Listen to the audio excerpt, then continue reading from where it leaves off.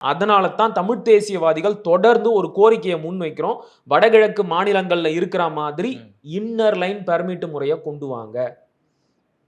புரியுதா உங்களுக்கு? வட மாநில தொழிலாளிகள் வேலைக்காக வராங்களா, தாராளமா வரட்டும். யார் வேணான்னது? வாங்க, வேலை செய்யுங்க, சம்பாதிங்க, நல்ல செழிப்பா இருங்க. நாங்க ஒன்றும் வேணான்னு சொல்லலையே. ஆனா வேலை காலம் முடிந்தவுடன் நீ என்ன பண்ணணும்? உன்னுடைய சொந்த ஊருக்கு போயிடணும். நான் மேற்கொண்டு வேலை செய்யணும் அப்படின்னா உன்னுடைய பர்மிட்டை நீ ரினியூ பண்ணணும். புரியுதா உங்களுக்கு? நீ மறுபடியும் உன் ஊருக்கு போயிட்டு பர்மிட்டை ரினியூ பண்ணிட்டு வரலாம். இல்ல பர்மிட் முடிய போறதுக்குள்ள அதை மறுபடியும் ரீஅப்ளை பண்ணி எக்ஸ்டென்ஷன் வாங்கிக்கலாம்.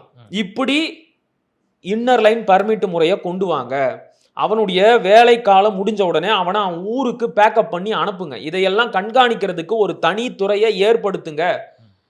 ரெண்டாவது, அவனுக்கு இங்க ரேஷன் அட்டை கொடுக்க கூடாது. முக்கியமா வாக்காளர் அடையாள அட்டையை கொடுக்கவே கூடாது.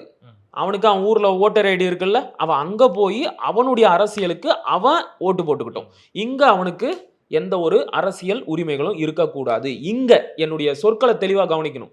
இங்க இருக்கக்கூடாது.